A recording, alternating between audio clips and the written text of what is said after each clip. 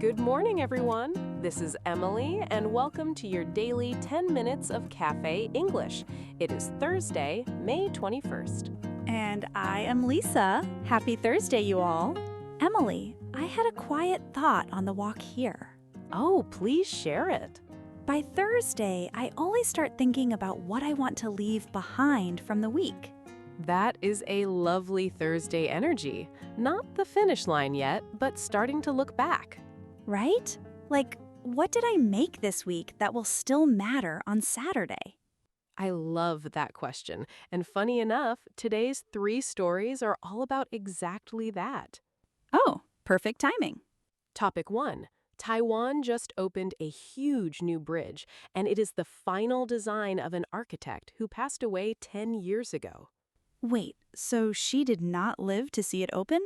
She did not. We'll get into it.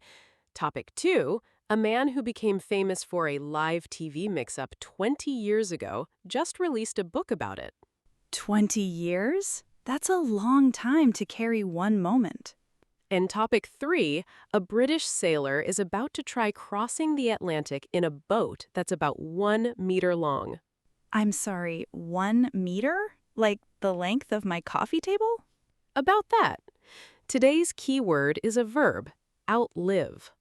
Outlive. I can almost feel that word. Out plus live. Exactly. To last longer than someone or longer than the moment that made it. So a thing that quietly stays after the person or the moment is gone. If you're new here, we're 10-minute daily cafe chat. 3 real stories every morning, no textbook, no rush. Just the English you'd use over coffee. Hit subscribe so tomorrow's chat is waiting for you. Thanks for being here. Let's start in Taiwan, at the mouth of a river. Take me there. Okay, topic 1. Last Tuesday, Taiwan opened a brand new bridge in Taipei. A new bridge. Why is this one a big deal? 2 reasons. The scale and the story behind the designer. Let me start with the scale. Hit me. It stretches almost a kilometer across the Tamsui River, right at the river mouth, about 920 meters. 900 meters. That is a long walk. And it's held up by a single mast, 200 meters tall. Wait, one mast? Just one tower holding the whole thing? Just one. That's what makes it the world's longest single-mast asymmetric cable-stayed bridge. Okay, that's a mouthful, but I get the picture. One pillar, asymmetric sides. Exactly. And here's where the story softens. The design was by Zaha Hadid Architects. I know that name, the firm with all the curved, flowing buildings. That's them. And Zaha Hadid herself, the founder, passed away back in 2016. Oh, so she did not see this open. She did not. This is one of her final designs, finished by her firm after she was gone. That gave me a small chill. 10 years later, her drawing actually stands across a river. And the timeline is wild. The project was first proposed back in 1998. 1998, so this took almost 30 years. 28 years from idea to ribbon cutting. Her firm won the design competition in 2015. Construction started in 2019.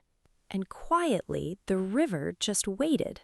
That's a beautiful way to say it. And here's the detail I love. The shape was inspired by a Taiwanese dance company called Cloudgate.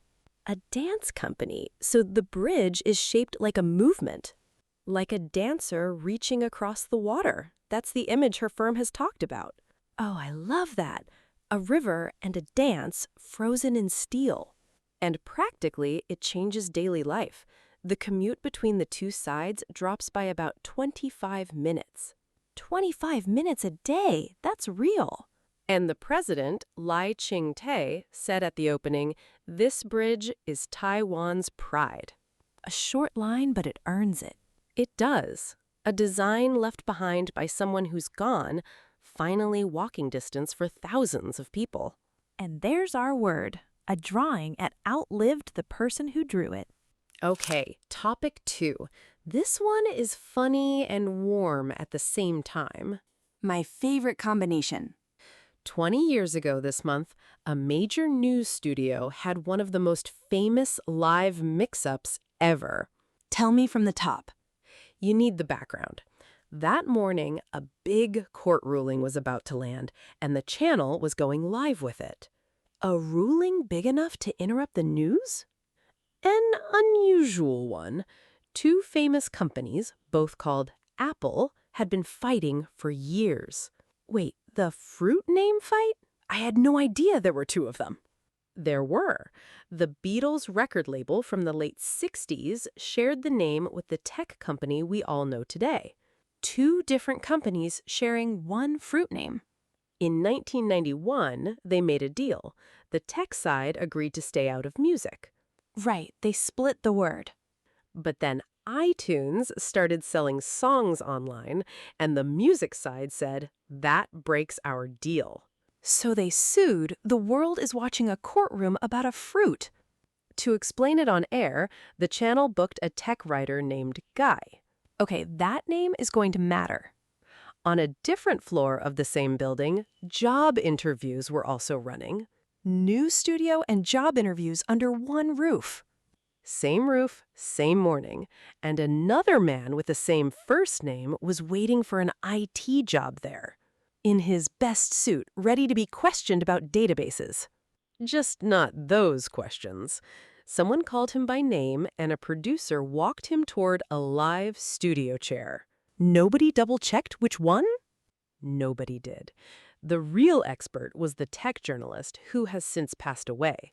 So 2 men sharing a same first name, same morning, same building.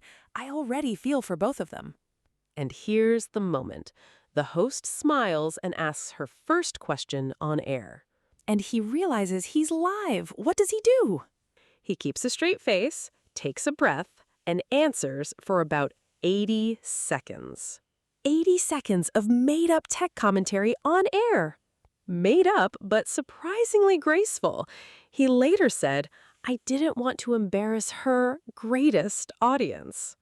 That line just won me over. He stayed kind in the middle of chaos. And now, 20 years later, there's a book about that day.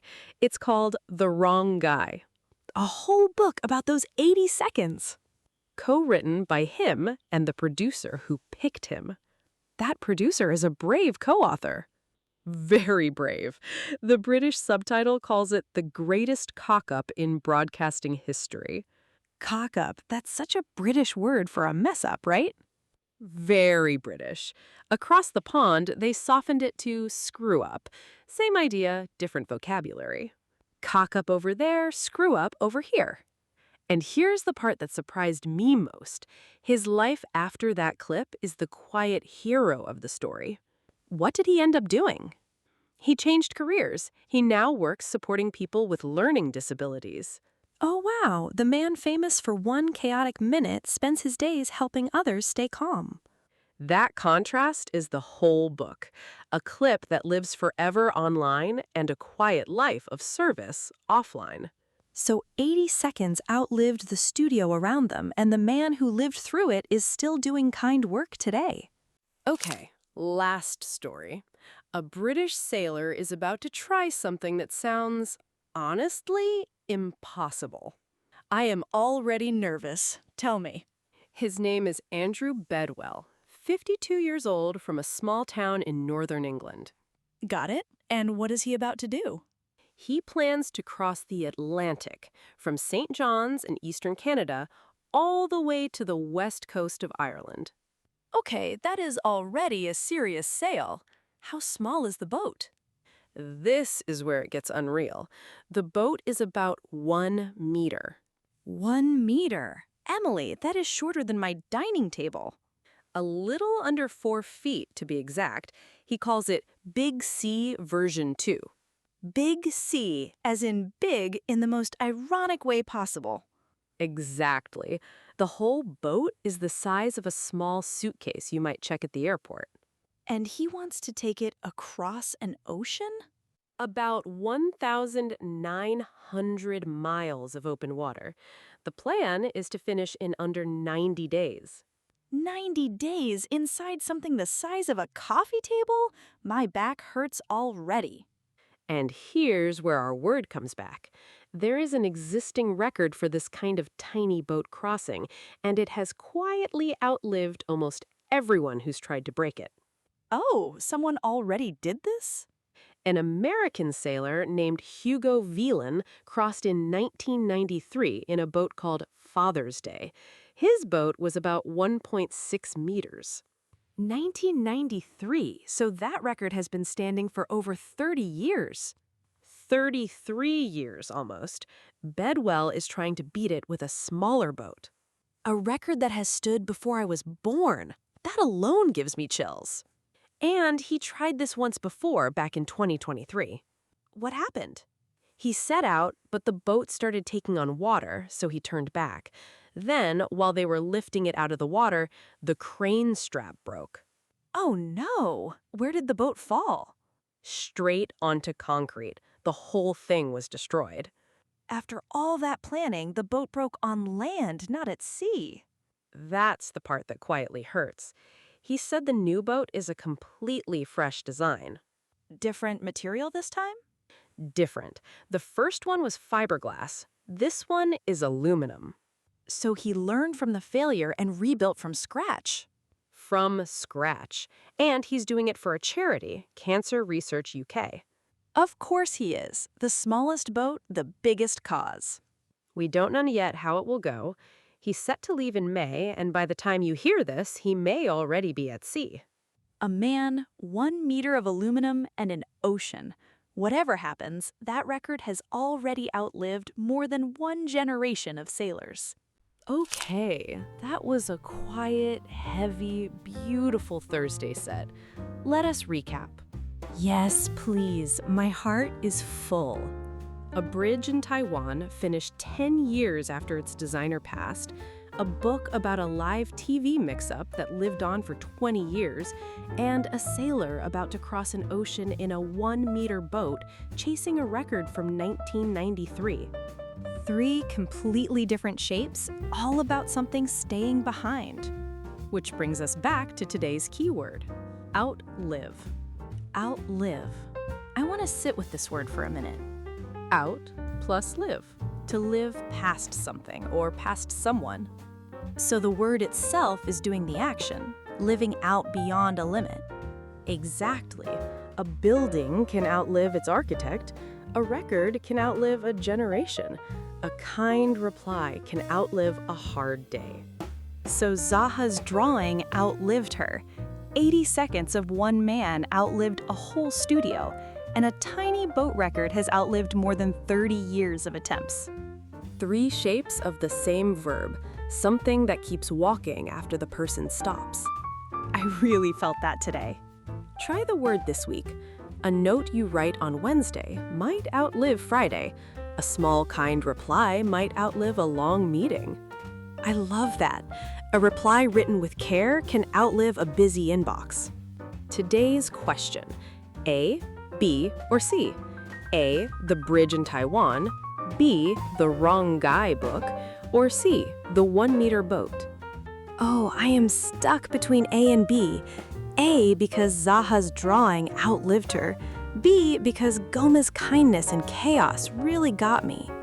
Mine is C, the boat that fell on concrete and got rebuilt in aluminum. A record that outlived more than 30 years really gets me. That is so you, the quiet rebuild. Tell us your A, B, or C in the comments. We read every single one. And if today's chat made your Thursday a little softer, hit subscribe so tomorrow's is ready. Thanks for spending these 10 minutes with us. Try to make something small today that outlives the rush. See you tomorrow, everyone.